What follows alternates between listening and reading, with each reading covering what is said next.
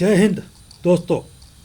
कई दोस्तों ने यह मान लिया है कि पीसीडीए स्पर्श को इसलिए लाया गया है ताकि उनकी पेंशन को बंद किया जा सके।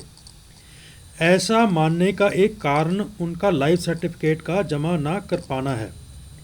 मेरे पास कई दोस्तों के कमेंट भी आ रहे हैं जिसमें उन्हें लगता है कि स्पर्श को लाने का एक ही मकसद है और वो है पेंशनर्स को परेशान करना और उनकी पेंशन को बंद करना।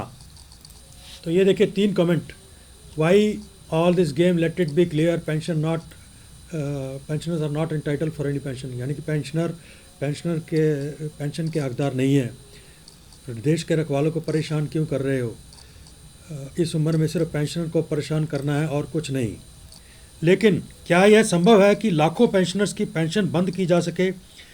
यह एक प्रश्न सभी पेंशनर्स के मन में है। किसी भी नतीजे पर पहुंचने से पहले हम कुछ तथ्यों पर विचार करते हैं। तो सबसे पहले हम देखते हैं कि पीसीडीए ने क्या निर्देश दिए पेंशनर्स की लाइफ सर्टिफिकेट जमा करवाने के बारे में। तो सबसे पहले यह लेटर देखते हैं। यह लेटर 13 अक्टूबर को जो मीटिंग पीसीडीए और सीपीसीसी हेड और बैंक्स के बीच में हुई उसके बारे में है। अब हम दूसरा लेटर जो कि पीसीडीए ने डीपीडीओ को लिखा था 7 नवंबर 2022 को देखते हैं।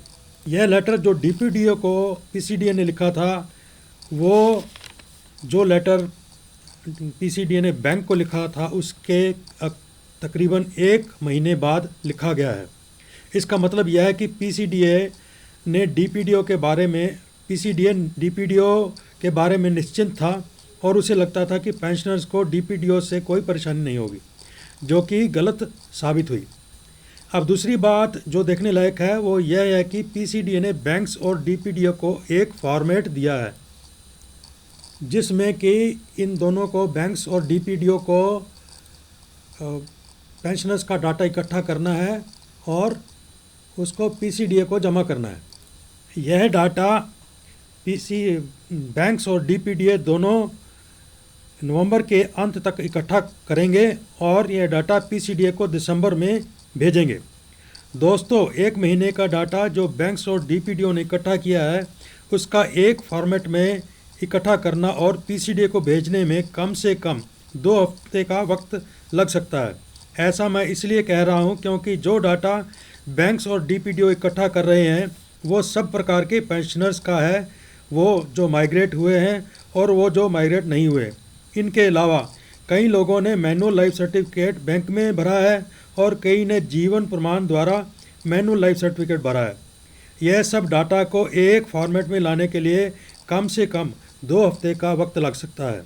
अब इस डाटा को बैंक्स और डीपीडीओ पीसीडीए को भेजेंगे तो पीसीडीए भी इसका आंकलन करने में टाइम लगाएगा, जो कि 1 से 2 हफ्ते का टाइम हो सकता है और इस डाटा पर कोई भी निर्णय पीसीडीए दिसंबर के अंत से पहले नहीं ले पाएगा। दोस्तों, अब देखते हैं कि क्या क्या सॉफ्टवेयर बनाए जा रहे हैं पीसीडीए द्वारा जिससे कि बैंक और डीपीडीओ का डाटा इंटीग्रेट हो जाए, जिससे कि पेंशनर्स आसानी से लाइफ सर्टिफिकेट जमा करवा सकें। तो बैंक्स की 13 अक्टूबर की मीटिंग के बाद बैंक्स ने सॉफ्टवेयर डेवलप किया जो कि नवंबर के दूसरे या तीसरे हफ्ते तक आने की संभावना जताई गई थी। A new utility for defense pensioner to accept the life certificate by all the branches is under development, which is likely to be rolled out by mid-November 2022। तो ये जो नया सॉफ्टवेयर डेवलप किया गया बैंक्स ने वो नवंबर 2022 के मध्य में आने की संभावना जताई गई थी। इसी प्रकार अगर देखें तो डीपीडीओ को भी पीसीडीए ने नवंबर में लेटर लिखा और अगर डीपीडीओ सॉफ्टवेयर डेवलप करता है तो उसे भी इसे बनाने में दिसंबर के पहले या दूसरे हफ्ते तक टाइम लग सकता है।